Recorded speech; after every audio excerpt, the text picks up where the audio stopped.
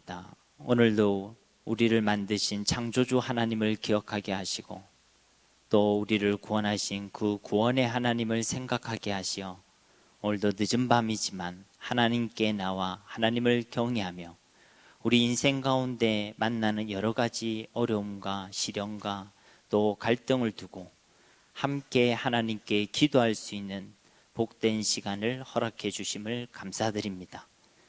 우리가 믿는 하나님은 참으로 살아계신 하나님인 줄 믿사오니 오늘 하나님의 말씀을 통해 또 약속하신 기도의 시간을 통해 그 살아계신 하나님을 만나며 경험하는 이 복된 밤이 되게 하여 주시옵소서.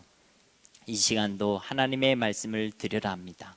성령 하나님께서 우리 가운데 역사하시고 우리에게 지혜와 또 명철을 허락하시어 하나님의 말씀을 잘 들어 깨달아 알게 하시고 믿음으로 받게 하시며 말씀을 기준으로 우리의 잘못된 모든 삶을 돌이키고 또 하나님을 향한 영광의 삶을 결단할 수 있는 이 한 시간이 되게 하여 주시옵소서. 주님께 모든 것을 맡겨드립니다. 우리를 구원하신 주 예수님의 이름으로 간절히 기도드립니다. 아멘. 오늘 본문 말씀은 우리가 너무나도 잘 아는 말씀입니다. 그리고 제가 저번 철야 기도 때, 금요 기도회 때 말씀을 나눌 때 또 이 본문으로 말씀을 나누었던 기억도 있습니다. 그때는 안전뱅이의 입장에서 말씀을 전했다면 오늘은 베드로와 요한의 입장에서 오늘 본문 말씀을 함께 상고하고자 합니다. 오늘 본문 말씀에는 베드로와 요한을 통해서 나면서부터 못 걷게 된 자가 그 자리에서 기적적으로 일어나 걷고 또 뛰고 하나님을 찬송하는 놀라운 장면이 기록되어져 있습니다. 이때 베드로와 요한의 모습을 보면 여러분 어떻습니까? 참 멋있다. 그리고 뭔가 흠모할 만한 믿음의 도전이 된다. 이런 생각이 들지요. 오늘 본문 사도행전 3장도 그렇고 또 이 앞에 있는 사도행전 2장 14절 뒤에 베드로의 그 유명한 설교의 내용도 들어봐도 참 멋있다. 하나님의 사람으로서 참 멋있다라는 생각이 듭니다. 하나님의 역사에 또 하나님의 기적에 이렇게 쓰임받는 모습이 참 흠모할 만하다. 또 큰 도전이 된다. 이런 생각이 드는 것이죠. 그런데 우리가 잘 알고 있다시피 원래 베드로라는 이 사람은요 그렇게 멋지고 대단한 사람은 아니었습니다. 우선 그는요 별로 믿음이 있는 사람이 아니었습니다. 마태복음 14장에 보면 풍랑 위를 걸어오시는 예수님의 장면이 나옵니다. 예수님이 풍랑 속에서 바다 위를 걸어오시니까 이 베드로가 뭔가 믿음이 있는 것처럼 이야기를 하죠. 주여 만일 주님이시거든 나를 명해서 나도 물 위로 걸어오게 하소서. 이 부탁과 또 이 기도라고도 할 수도 있는데 아무나 할 수 있는 기도는 틀림없이 아닌 것 같습니다. 그러자 예수님이 오라 이렇게 이야기하죠. 베드로가 믿음인지 용감해서인지 배에서 내려 그 물 위를 걸어갑니다. 잘 걸어가고 있는데 이제 한쪽을 보니까 풍랑 속에서 다가오는 파도를 보았겠죠. 그러자 이내 바람을 보고 무서워서 빠져 들어갔다라고 말씀은 기록합니다. 그러자 아까 같이 이야기하던 믿음의 고백은 오간되었고 내가 죽게 됐으니까 주님 나를 살려주세요 라고 이야기하죠. 그때 예수님께서 그를 붙잡고 또 물 위로 건져주시면서 하시는 말씀이 믿음이 작은 자여 왜 의심하였느냐라고 말씀하십니다. 베드로는 믿음이 있는 듯 했지만은 사실은 믿음이 적은 사람이었죠. 예수님을 믿는다 하면서도 인생에 바람과 파도가 올 때는 그 믿음의 실체가 드러나는 사람이었습니다. 교회 안에서는 우리가 꽤나 예수님을 잘 믿는 사람인 것 같은데 실제로 우리가 살아가는 경제적인 문제, 자녀의 문제, 남편과 아내의 문제, 그리고 우리의 사업의 문제 등 수많은 문제가 도사리고 있는 그 삶의 현장, 그 광야에서 우리를 때로는 세차게, 때로는 약하게 부는 그 바람 앞에서는 이내 불신앙하고 이내 못난 모습을 보이는 우리와 별 다를 바가 없는 것이 바로 베드로라는 사람이었다는 것입니다. 그리고 그는 영적으로도 굉장히 무지하고 어두운 사람이었죠. 마태복음 16장에 보면 예수님께서 사람들이 나를 누구라 하냐라는 질문을 던집니다. 많은 사람이 예레미야나 아니면 선지자 중에 하나라 한다고 이야기를 하죠. 그때 제자들에게 그러면 너희는 나를 누구라 하느냐라고 질문합니다. 그때 베드로가 꽤 괜찮은 고백을 합니다. 무슨 고백을 했죠? 주는 그리스도시요 살아계신 하나님의 아들이십니다. 여기까지 보면 베드로가 영적인 사실에 굉장히 눈이 밝은 것 같습니다. 예수님께서 이때로부터 이제 진짜 하실 말씀을 하시는 거죠. 마태복음 16장 21절에 보면 이제 많은 고난을 받고 죽임을 당하고 제3일에 살아나야 될 것을 말씀하십니다. 곧 그가 십자가에서 죽으실 것과 다시 살아나실 것을 말씀하시죠. 베드로의 반응이 어떠합니까? 그 베드로가 예수님을 붙들고 항변했다. 이건 따졌다는 것입니다. 따지면서 주님, 그리 되면 안 됩니다. 이 일이 결코 주님에게 일어나지 않을 겁니다 라고 이야기했습니다. 우리가 얼핏 보면 야, 베드로가 예수님 생각을 참 잘하는구나, 예수님을 위하는 말을 했구나, 이렇게 생각되는데 주님의 반응을 보면 참 놀랍습니다. 주님이 뭐라 반응하십니까? 그런 베드로에게 사탄아, 내 뒤로 물러가라. 너는 나를 넘어지게 하는 자로다 라고 이야기합니다. 주님을 위하는 자인 것처럼 이야기하는 베드로에게 아니다, 너는 지금 사탄과 같은 일을 한다, 나를 넘어뜨리려 한다라고 평가하십니다. 그리고 그 내용을 뭐라 말씀하시냐면 네가 하나님의 일을 생각하지 아니하고 도리어 사람의 일을 생각한다라고 말씀하십니다. 너는 지금 하나님의 일에 대해서는 도무지 깨닫지도 못하고 있고 관심을 가지고 있지 않다. 너의 관심은 사람의 일만 관심을 가지고 있다라고 이야기합니다. 그러니까 영적으로 어두운 사람의 특징은 뭐냐면요, 하나님의 일에는 큰 관심이 없습니다. 그리고 사람의 일에 큰 관심을 가지고 있죠. 사람의 일이란 것은 뭐냐? 우리가 명확히 알 수는 없지만 그 뒤에 예수님께서 부연 설명을 하십니다. 24절과 25절에 보면 이에 예수께서 제자들에게 이르시되 누구든지 나를 따라오려거든 자기를 부인하고 자기 십자가를 지고 나를 따를 것이니라. 누구든지 제 목숨을 구원하고자 하면 잃을 것이요 누구든지 나를 위하여 제 목숨을 잃으면 찾으리라 라고 말씀하시죠. 사람의 일이란 건 뭐냐면 자기를 생각하는 것, 그리고 자기의 목숨과 자기의 유익을 중심으로 생각하는 것을 의미하는 것입니다. 즉 베드로가 주님, 이런 일이 당신에게 일어나지 않아야 합니다, 일어나지 않을 겁니다, 그리 마소서라고 이야기했을 때 진짜 주님을 위한 것이 아니라 자기의 계산법에 의해서 지금 주님이 그냥 돌아가시면 안 된다는 것이죠. 자기의 유익과 자기의 목숨과 자기의 삶과 자기의 생명을 생각할 때 주님은 필요한 존재였던 것입니다. 그런데 지금 주님이 돌아가시면, 지금 주님 돌아가시는 건 둘째치고 자기의 생명과 자기의 삶과 자기의 유익에 큰 타격이 온다는 것이죠. 그 셈을 하고 있는 그에게 이야기하시는 겁니다. 사탄아, 너는 나를 넘어지게 하는 자로다. 너는 하나님의 일을 생각하는 자가 아니라 사람의 일을 생각하는 자다라고 말씀하고 있는 것입니다. 주님을 위하는 듯 하지만 사실은 자기를 위한 신앙, 그것이 베드로의 수준이었던 것이죠.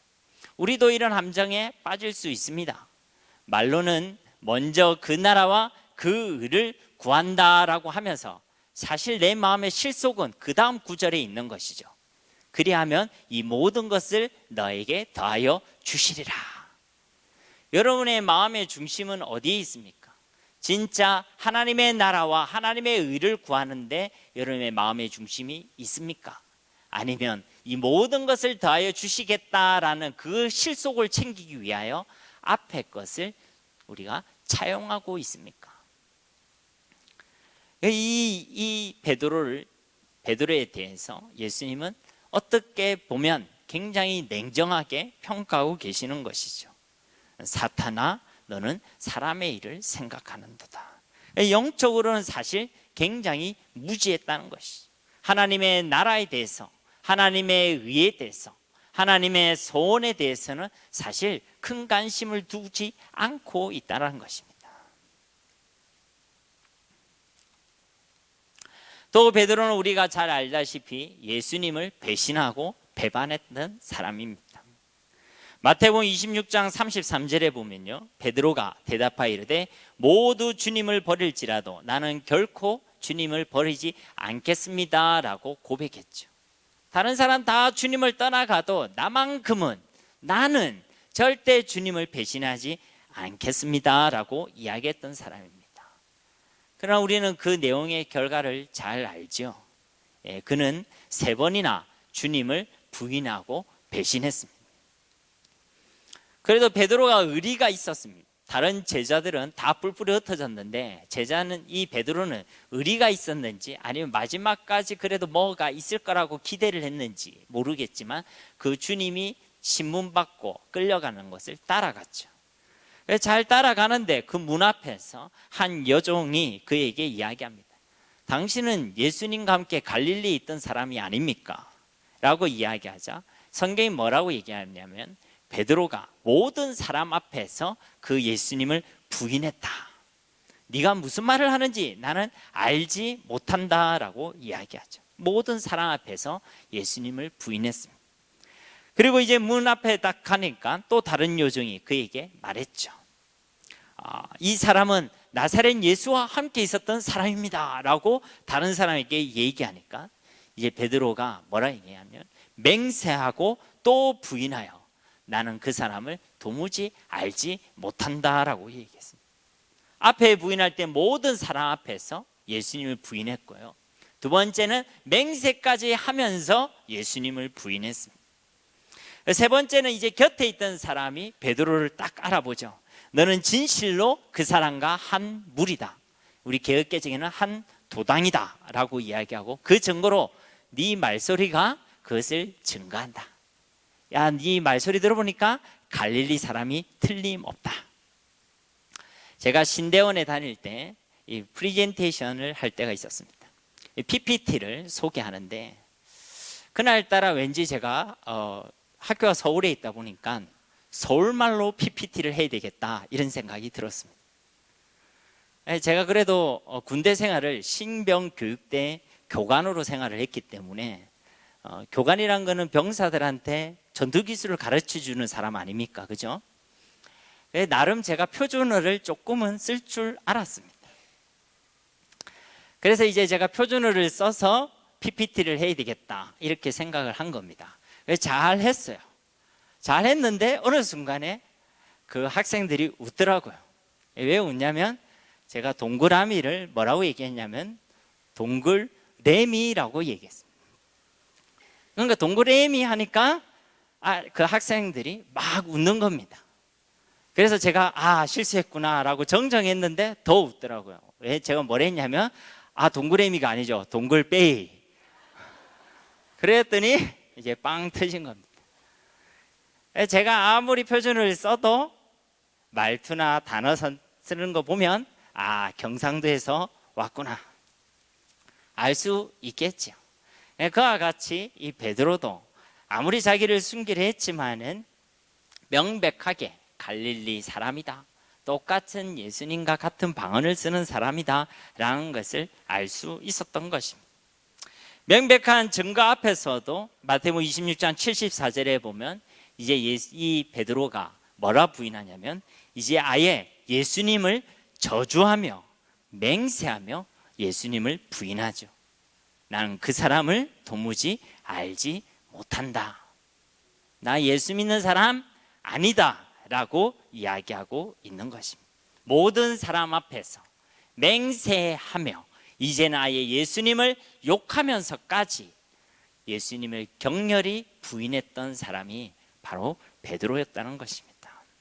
뭐 때문에 그가 예수님을 그렇게 격렬히 저주하면서까지 부인했겠습니까? 결국은 예수님보다 자기의 생명과 자기의 목숨이 더 중요했던 것입니다. 지금 예수님은 왜 죽임을 당하고 있는 겁니까? 자신의 생명보다, 자기의 목숨보다 우리의 생명과 우리의 구원이 더 중요하기 때문에 이제 그 십자가의 고난 앞에 서 있는데, 그와 대조적으로 베드로의 모습은 그 예수님의 생명보다는, 예수님을 믿는 믿음과 신앙보다는 자기의 생명과 자기의 목숨이 더 중요했던 것입니다. 앞에 분명히 예수님께서 이야기했죠. 나를 따르려거든 자기를 부인하고 따라라. 누구든지 제 목숨을 구원하고자 하면 잃을 것이고, 그리고 누구든지 나를 위하여 제 목숨을 잃으면 찾으리라 라고 주님은 분명히 말씀하셨습니다.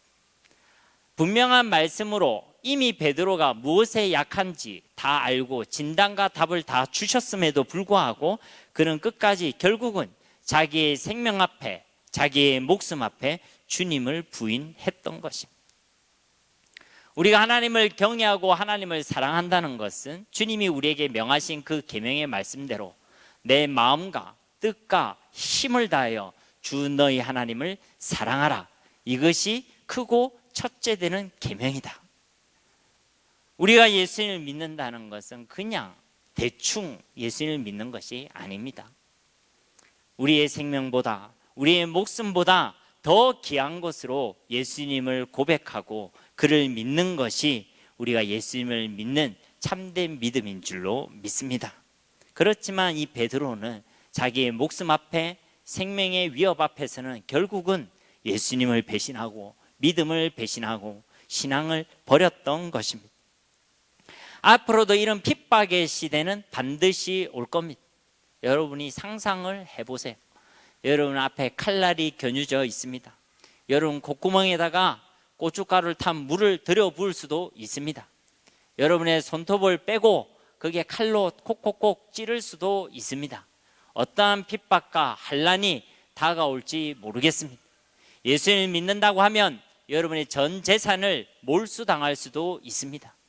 예수님을 믿는다 하면 여러분들이 정상적으로 이 사회를 활보하고 다니지 못할 수도 있습니다. 그러나 그때에도 우리의 목숨보다, 생명보다 예수님이 더 귀함을 고백하는 저와 여러분이 되어야 할 줄로 믿습니다. 우리는 약하지요. 부족합니다. 베드로도 그랬다는 것입니다. 이런 베드로의 행적을 보면요, 도무지 흠모할 만한 그 어떠한 모습도 보이지 않죠. 그렇게 멋있는 사람도 아니었습니다. 참 볼품이 없고요, 그리고 참 못난 모습이고, 어떤 의미에서는 우리와 별 다를 것이 없는 것 같아서 심지어 만만하게도 보이고 또 위로가 되기도 하는 그런 모습을 가지고 있습니다. 그런데 오늘 본문 속에 나타나는 베드로는 참 멋있죠. 이 앞에 있는 사도행전 2장 14절에서 설교하는 그 베드로의 모습은 참 흠모할 만한 하나님의 사람으로서의 참 멋진 사람이라고 그렇게 보입니다. 그를 통해 일하시는 하나님의 역사가요, 놀랍고 또 기대가 되는 것입니다. 또 도전이 되죠. 그러면 이전에 그 베드로와 그리고 오늘 우리 본문 속에 있는 이 베드로에게 도대체 무슨 일이 있었기 때문에 그에게 이런 놀라운 변화가 일어났는가? 우리 가운데도 이러한 변화가 있기를 소원하는 마음으로 오늘 말씀을 함께 나누었으면 좋겠습니다. 한마디로 말하자면 이 베드로는요, 부활하신 주님을 만난 뒤에 하나님 예수님께서 약속하신 말씀대로 성령의 충만함을 받게 된 줄로 믿습니다. 어느 날 갑자기 사도행전 3장이 딱 하니 나타난 것이 아니라 그 앞에 복음서도 있었고 사도행전 1장과 2장의 사건이 있었다는 것입니다. 그게 바로 성령의 충만함입니다. 자기로 충만한 사람은요, 자기가 드러나게 되어 있습니다. 우리가 볼 때 우리 자신은 그리 대단하지 않죠. 우리로 자기 자신으로 충만한 우리의 모습 속에는요, 그렇게 선한 것이 없습니다. 온갖 죄악과 죄악의 더러움과 추악함과 우리의 연약함이 보이게 되어 있는 것이죠.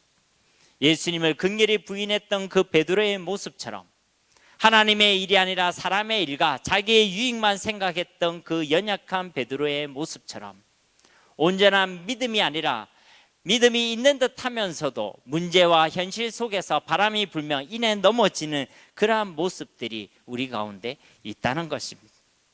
왜 자기로 충만한 것으로는 결코 멋있는 인생, 흠모할 만한 인생을 살아갈 수가 없는 것이죠. 그럼 우리는 자기 충만이 아니라 성령의 충만함으로 살아가는 하나님의 사람이 되어야 할 줄로 믿습니다. 성령은요, 예수님의 영입니다. 성령으로 충만하다라는 것은요, 예수님으로 충만하다라는 의미를 가지고 있습니다. 그 예수님으로 충만한 사람은요, 그 사람을 볼 때에 예수님이 보이게 되어 있습니다. 제가 저번 설교 때도 말씀드렸지만 성령으로 충만한 사람의 특징은 손에서 장풍이 나가는 것이 아닙니다. 성령으로 충만한 사람의 특징은 그의 삶 가운데 예수님이 나타나는 것입니다. 예수님의 생명이 나타나는 것이고 예수님의 권세와 능력이 나타나는 것이 성령으로 충만한 사람의 특징인 줄로 믿습니다. 예수님으로 충만한 사람은요, 예수님의 그 온유하고 겸손한 성품이 드러납니다. 예수님의 사랑과 그 예수님의 따스함과 예수님의 거룩함이 드러나게 되어 있는 것이죠. 그럼 얼마나 멋지겠습니까? 얼마나 사모할 만한, 흠모할 만한, 또 믿음의 도전이 되는 삶을 살아갈 수 있겠습니까? 베드로가 극도의 훈련을 통해서요, 하나님의 사람으로 멋있는 사람이 된 것이 아닙니다. 우리가 알지 못한 특별한 노력을 통해서 변화된 것이 아니란 것입니다. 그는 오직 하나님의 성령의 충만함을 힘입었던 것입니다. 그리고 그 성령의 충만함이 그의 삶을 변화시키고 그의 사역 가운데 하나님의 놀라운 역사를 나타내게 했던 것입니다. 이것은 분명히 사도행전 1장 8절에 있는 말씀의 성취입니다. 우리가 잘 아는 말씀이죠. 우리 한 목소리로 사도행전 1장 8절 말씀 함께 봉독하도록 하겠습니다. 오직 성령이 너희에게 임하시면 너희가 권능을 받고 예루살렘과 온 유대와 사마리아와 땅끝까지 이르러 내 증인이 되리라 하시니라. 아멘. 사도행전 2장의 베드로의 그 놀라운 설교는요, 오직 성령이 너에게 임하시면 내 증인이 되리라 라는 약속의 말씀의 성취였던 것입니다. 사도행전 2장 1절부터 4절에 보면 불의 혀같이 또 바람과 같이 임하는 그 성령의 충만함을 힘입었을 때에 그들을 통해 예수 그리스도가 증거되게 된 것입니다. 오늘 본문에 있는 이 사건도요, 오직 성령이 너에게 임하시면 너희가 권능을 받고, 바로 이 하나님의 약속의 말씀이 그대로 성취된 그 약속의 현장이라는 것입니다. 중요한 것은 어떤 특별한 능력과 기적을 일으키기 위해 뭔가가 아니라 오직 성령이 내게 임하시면, 우리가 성령으로 충만하면 우리 삶 가운데 그 약속하신 말씀대로 주님의 권능이 나타나고 주님이 증거되어지는 은혜가 있다라는 것입니다. 그러니 우리는 무엇을 사모해야 되겠습니까? 오직 내게 성령의 충만함을 주옵소서. 하나님의 놀라운 역사와 하나님의 놀라운 기적은요, 성령으로 충만한 하나님의 사람들을 중심으로 나타나고 이루어집니다. 세상을 이기고 세상을 다스리는 하나님의 방법은 성령으로 충만한 한 사람 한 사람을 통하여 하나님께서 이 일들을 이루어 가신다라는 것입니다. 그러니 우리가 세상을 이기기 위해서라도, 또 하나님의 소원을 이루기 위해서라도, 우리에게 주신 사명을 온전히 감당하기 위해서라도 우리는 매일의 삶 가운데 성령의 충만함을 구해야 될 줄로 믿습니다. 오늘 보면은 이 성령으로 충만했던 베드로와 요한을 통해 일하시고 역사하신 하나님에 대한 말씀으로 우리는 이해할 수 있는 것입니다. 오늘 1절부터 3절 말씀에 제9시 기도 시간에 베드로와 요한이 성전에 올라갈새 나면서 못 걷게 된 이를 사람이 메고 오니 이는 성전에 들어가는 사람들에게 구걸하기 위하여 날마다 민문이라는 성전문에 두는 자라. 그가 베드로와 요한이 성전에 들어가려 함을 보고 구걸하거늘. 성령으로 충만했던 베드로와 요한이 제9시 기도, 우리로 치면 오후 3시경에 기도하기 위하여 성전으로 갔습니다. 그리고 그곳에서 하나님께서 주시는 특별한 만남의 복이 있었던 것이죠. 바로 미문에 앉아 있던 나면서부터 못 걷게 된 자를 만난 것입니다. 그는요, 그날따라 특별히 그곳에 앉아 있던 사람이 아니라 2절 말씀이 기록하고 있는 대로 날마다 미문에 앉아 있던 사람입니다. 처음 그곳에 앉아 있던 사람이 아니란 것이죠. 뒤에 보면 그의 나이가 약 40여 세가 되었다라고 이야기합니다. 그래서 많게는 40년 가까이, 적게는 수십 년을 그 미문에 앉아 있었던 것이죠.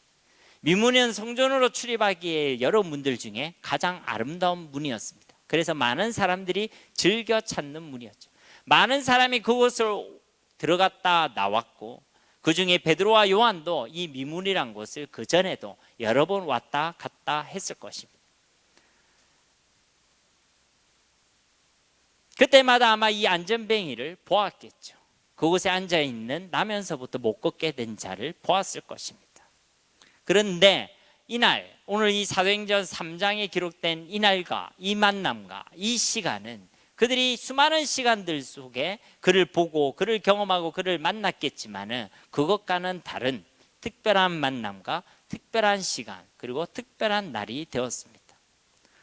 오늘 보면 4절에 보니까 베드로가 요한과 더불어 주목하여 이르되 우리를 보라 하니, 이 주목하다라는 것은 특별하게 보았다는 것입니다. 아마 오고 가면서 이 안전뱅이를 수도 없이 봤겠죠. 그런데 그날만큼은 뭔진 모르겠지만 그를 특별하게 보았다는 것입니다. 더 정확하게 이해하면 그들이 특별하게 보려고 본 게 아니라 아마 그 속에 계신 성령 하나님이 그를 특별하게 보이게 했을 것입니다. 그래서 세번역 성경과 쉬운 성경에는 그를 눈여겨보았다라고 번역하고 있죠. 그 나면서부터 못 걷게 된 그 사람이 그곳에 처음 앉아 있었던 것도 분명 아닌데, 그 미문을 베드로와 요한이 처음 지나간 것도 아니고 처음 그 사람을 본 것도 아닌데, 왜냐하면 이 사람은 그곳에 출입하는 사람들에게 매우 유명한 사람이었거든요. 그런데 그날따라 그가 특별하게 보였다는 것입니다. 어느 날과 다를 바 없는 보통의 날에, 다른 어떤 날과 다를 바 없이 사람들의 도움으로 그곳에 앉아있게 된 안전뱅이인데, 그런데 그 평범한 일상 가운데 가장 특별한 하루가 그에게도 또 베드로와 요한에게도 일어났다는 것입니다. 다른 것이 있다면, 차이점이 있다면 그것은 한 가지 사실밖에 없었습니다. 그것은 바로 성령의 충만함이었습니다. 성령의 충만함을 받고 보니 여느 때 없이 늘 만나던 그 사람이지만 그 사람과 그 만남과 그 하루가 특별한 일상이 되었다는 것입니다. 여러분, 우리가 성령의 충만함을 받고 보면요, 우리의 평범한 모든 일상이 특별함이 되는 줄로 믿습니다. 평범한 만남도요, 특별한 만남이 되는 것입니다. 우리는 자꾸만 특별하게 뭔가를 만들려고 하잖아요. 그래서 무슨 기념일이다 하면 뭐 초로 하트도 만들어야 되고 선물도 만들어야 되고, 선물이 없으면 자기 얼굴에다가 리본을 매서라도 내가 선물이다 라고 해서 민망함도 감수해야 되고요. 우리에게 주어진 특별한 날을 만들려고 애를 쓰지만은 우리가 특별한 날을 만드는 것이 아니라 우리가 성령의 충만함을 받고 보면요, 우리의 모든 일상이 평범한 것들이 특별한 것으로 바뀌게 된다는 것입니다. 여러분, 그런 경험 없습니까? 우리가 은혜 받고 하나님의 성령으로 충만하니까 늘 보던 하늘이 아주 특별하게, 늘 보던 그 땅과 그 땅에 있는 나무와 풀들이 특별하게, 그리고 바다와 바다에 나는 그 새들도 가장 특별하게 그렇게 보이는 것을 경험해 보지 못했습니까? 우리가 사랑만 해도요, 하늘이 핑크빛으로 보입니다. 그죠? 사랑을 하고 있으면 그냥 하얀 구름인데 그 하얀 구름도 하트로 보이죠. 그런데 우리가 하나님의 은혜로 충만하면요, 우리의 평범한 일상이, 그리고 주님께서 창조하신 이 비조 세계가 다르게 보이는 것입니다. 예수님을 믿고 우리의 가슴 속에 기쁨이 있을 때는 막 하늘을 날아갈 것 같지 않습니까? 저 위에 있는 저 푸른 하늘은 마치 나를 위해서 존재하는 것처럼 보이고, 저 동력에서 떠오르는 저 태양은 나의 오늘 하루를 축복해 주는 것처럼 방글거리면서 떠오르고, 은혜가 떨어지면 어떻게 됩니까? 해가 뜨면 와, 또 해 떴네, 또 학교 아니면 또 직장 또 일터로 가야 되네. 똑같이 해는 뜨는데 우리가 어떤 상태냐에 따라 그것이 달라 보인다는 것이죠. 여러분이 은혜 받고 돌아가면 오늘 돌아가는 그 길에 저 하늘에 빛나는 저 별이 얼마나 그렇게 아름답게 보이는지 모릅니다. 여러분 은혜 받고 돌아가면 나와 함께하는 이 가족들이 얼마나 예쁘고 아름답게 보이는지 모릅니다. 아직도 여러분의 남편이 혹은 여러분의 아내가 마귀의 할멈으로 보인다면 큰일입니다. 우리의 모든 일상과 매일의 삶이 특별한 하나님의 은혜 가운데 보이고 고백되어지기를 주님의 이름으로 축복합니다. 그러니까 이 베드로와 요한이 성령의 충만함을 보니까 무심코 지나가다 안전뱅이였지만은 이제는 특별한 영혼으로 보이기 시작한 것이죠. 우리가 예수님으로 충만하면요, 우리가 예수님의 생각을 품게 됩니다. 예수님의 마음을 품게 되고요, 예수님의 눈과 귀를 가지게 되죠. 예수님의 소원이 우리의 소원이 되고요, 예수님의 관심이 우리의 관심이 되는 것이 당연한 것입니다. 우리가 사람끼리도요, 사랑하고 가까이 하면 서로 닮게 됩니다. 그런데 우리가 그냥 가까이 하는 게 아니라 그 예수님으로 충만한데 우리가 예수님을 안 닮아간다, 그게 기적입니다. 둘 중에 하나죠. 내 속에 예수님이 없든지 계시는데 그분으로 충만하지 않든지.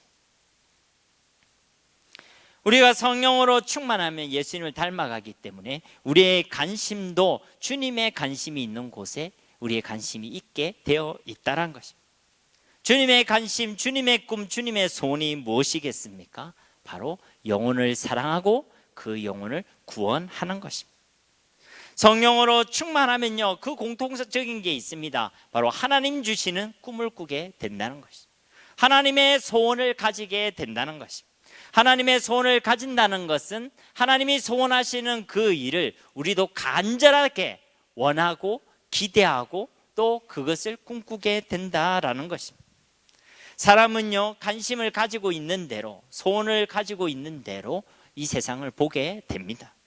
내가 배가 고프고 먹을 것을 간절히 원하면요, 지나가면서 보이는 것은 식당밖에 없겠죠.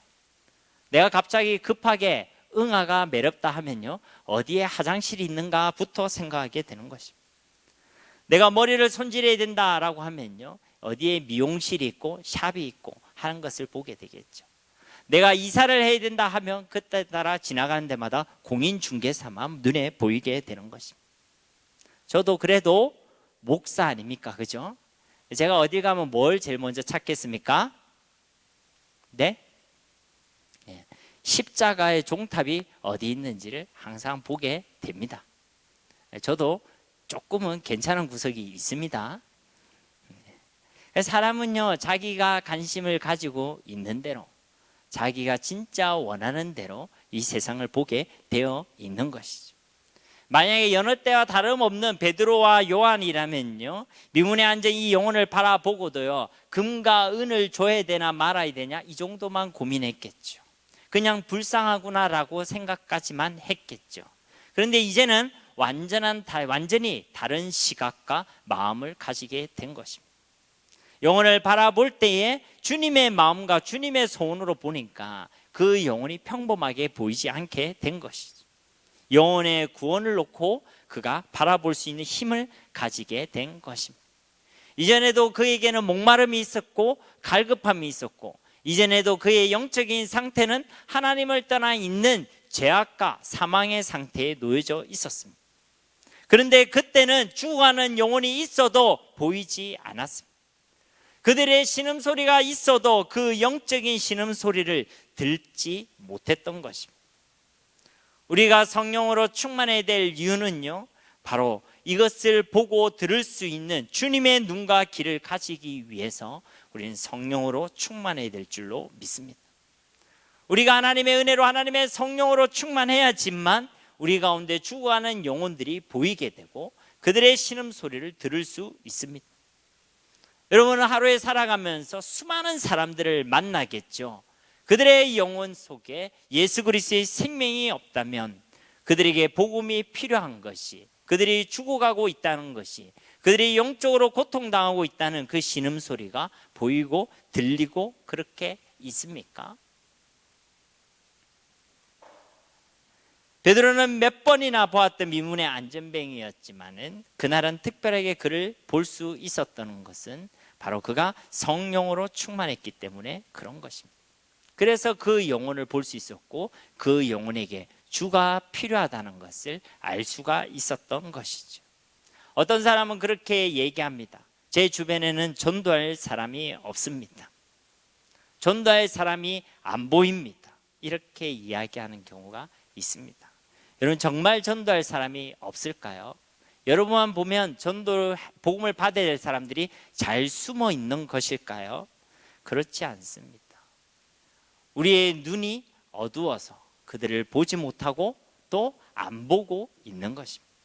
먹고 살아가는 문제가 당장 내게 너무 급하고 또 너무 커서 하나님의 소원과 하나님의 뜻이 집중된 그 영혼 구원에는 우리의 눈이 향하지 못한다는 것이죠.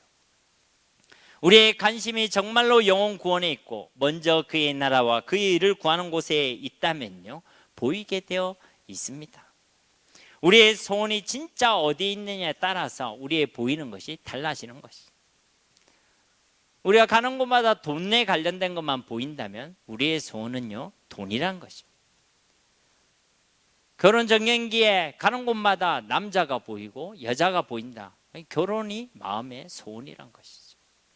진짜 우리의 마음의 소원이 주님의 소원과 같을 때 우리를 통해 복음을 듣고 또 복음을 받아야 될 영혼들이 보이게 될 줄로 믿습니다. 주님의 소원이 우리의 소원이 되려면 우리가 성령으로 주 예수님의 영으로 충만해야 되는 것입니다. 이 베드로는 그가 복음을 들어야 될 사람이란 것을 알았죠. 그들이 죽어가는 것을 알고 그에게 필요한 것이 예수 그리스도란 것을 알았습니다. 그래서 6절과 같이 이야기한 것입니다. 은과 금은 내게 없거니와 내게 있는 이것을 네게 주노니 나사렛 예수 그리스도의 이름으로 일어나 걸어라. 우리가 볼 때 어떤 사람은요, 뭐 저런 사람이 가질 것 참 다 가졌는데 뭐가 아쉬워서 예수님이 필요하겠는가? 또 저 사람은 지금 절실히 필요한 것이 빵이나 돈이지 않겠는가? 또 지금 저 사람에게는 병을 고침받는 것이 더 절박하고 절실할 것인데 라는 이런저런 이유들로 인해서 복음을 분명하게 전하지 못할 때가 많이 있습니다. 현실적으로 볼 때 틀린 이야기는 아니겠죠. 그러나 그 영혼이요, 인격적으로 정말로 살아계신 하나님을 만나지 못했다면 그들 모두에게 가장 급한 것은 예수 그리스도의 생명, 바로 복음인 줄로 믿습니다. 그러니까 그들에게 정말로 필요한 것이 무엇인지 우리도 잘 모르고 우리도 헷갈리면요, 누구를 만나도 복음을 이야기하지 못합니다.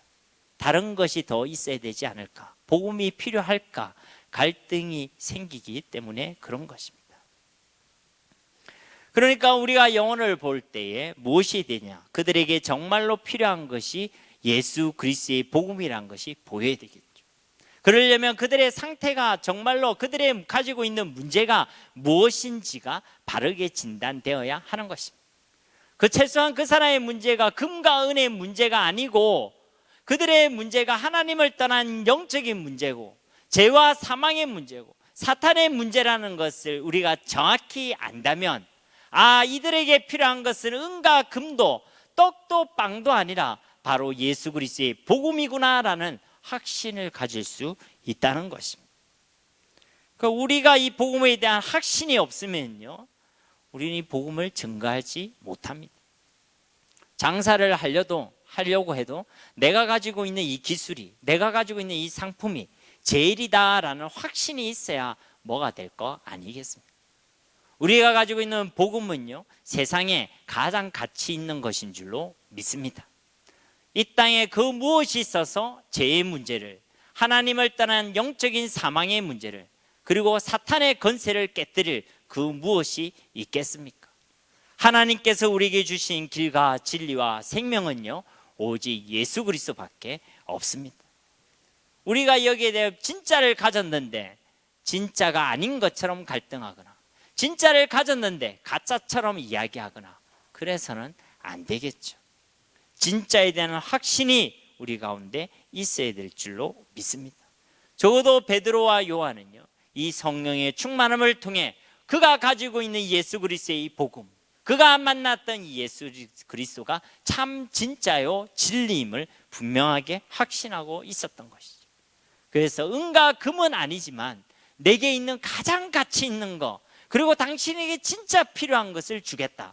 곧 나사렛 예수 그리스도 이름으로 일어나 걸어라. 우리가 이 확신이 있어야죠. 누구를 만나도 어디를 가든지 담대히 복음을 전할 수 있습니다. 슬픔을 당한 사람을 만나도요, 예수 그리스도의 복음을 말할 수 있습니다. 병으로 고통당하는 자를 만나도 이 복음을 이야기할 수 있습니다. 허무함과 우울한 가운데 있는 자를 만나고 세상에 많은 것을 가졌다고 자기를 자랑하는 사람을 만나도 우리는 기죽지 않고 이 복음을 말할 수 있는 것입니다. 이 복음에 대한 확신이 필요한 것이죠. 우리가 부르는 복음송 가사처럼 그들은 모두 누가 필요해? 주가 필요해. 이것이 우리의 눈에 보일 수 있어야 한다는 것입니다. 그래서 우리는 세 가지를 점검해 볼 필요가 있습니다. 보이는가, 들리는가, 확신하고 있는가. 정말로 영적으로 죽어가는 자들, 하나님께서 예비하신 영혼들이 내 눈에 보이는가. 우리가 하나님의 은혜로 성령으로 충만하면요, 복음 받아야 될 사람들이 보이게 되어 있습니다. 특별한 사람만 볼 수 있는 것도 아니고, 또 어떤 사람은 난 복음 전해주세요 하고 명찰을 붙이고 내게 접근하는 것도 아니지만, 내게 주신 만남 가운데 그 평범함 속에 알고 봤더니 특별한 하나님의 만남이 계획되어 있음을 우리가 볼 수가 있는 것입니다. 안 보려 하는 것이고 관심이 없는 것이고 우리가 하나님의 성령으로 충만하지 않기 때문에 도무지 내게는 안 보이는 일로 우리가 생각할 수 있는 것입니다. 그러면 안 되는 것이죠. 두 번째로 점검할 것은 들리는가입니다. 추수할 곡식은 많은데 추수할 일꾼은 없다 라는 그 주님의 탄식 소리를 들을 수 있어야 되겠죠.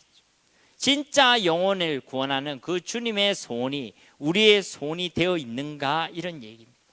저 죽어가는 자들의 신음소리가 우리에게로 와서 이 복음을 전해달라고 하는 그 소리가 우리 가운데 들리는가를 점검해야 하는 것입니다. 끝으로 우리가 확신할 것이 있습니다. 그들 모두의 문제가 이 땅의 금과 은혜의 문제가 아니라 영적인 문제고, 그렇기 때문에 그들 모두에게 주님이 필요하다는 것을 확신하고 있는가. 그리고 내가 믿고 내가 가지고 있는 이 복음은 과연 진짜 금보다 은보다 더 귀하고 가치 있는 일이 것이 분명한가.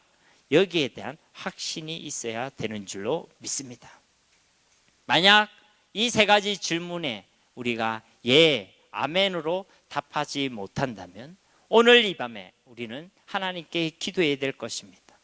우리에게 성령의 충만함을 허락하여 주시옵소서. 하나님의 성령의 충만함은요, 말씀을 붙들고 기도할 때 우리 가운데 주시는 것입니다. 베드로와 요한도 사도행전 1장 4절과 5절에 보니까 주님이 말씀하시죠. 예루살렘을 떠나지 말고 약속하신 것을 기다리라. 그러면 너희가 몇 날이 되지 못해 성령을 너희가 선물로 받을 것이다.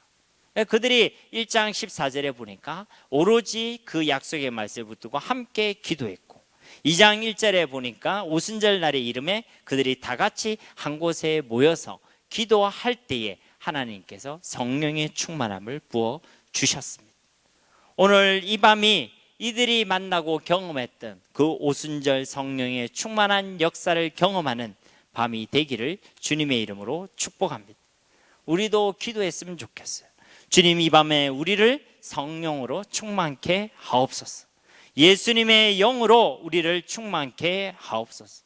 주님의 그 생각과 마음이 우리의 마음과 생각이 되게 하옵소서.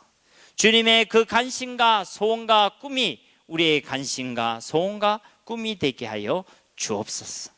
우리의 어두운 눈을 여사 보게 하시고, 우리의 어두운 귀를 여사 듣게 하시고, 우리의 연약한 믿음을 도우사 주 예수 그리스도 오직 예수를 확신하게 하옵소서. 정말 내게 필요한 것은 은과 금이 아니라 오직 예수 그리스도 성령의 충만함을 확신하게 하옵소서. 오늘 성령의 충만함을 통해 다가오는 초청잔치와 우리의 모든 삶을 통해 하나님이 가장 기뻐하시고 영광스럽게 세워두신 예수 그리스도의 증인 고 전도자의 삶을 살아가는 저와 여러분이 다 되시기를 예수님의 이름으로 간절히 축원합니다. 우리 이 시간 말씀을 기억하시면서 성령의 충만함을 사모하는 마음으로 하나님께 함께 기도하며 나아가도록 하겠습니다. 살아계신 아버지 하나님 감사합니다. 오늘도 우리에게 귀하고 복된 시간을 허락하여 주심을 감사드립니다. 하나님, 우리는 저 죽어가는 자들을 보고 있습니까? 그들의 사망의 그늘에 앉아서 신음하고 있음을 듣고 있습니까?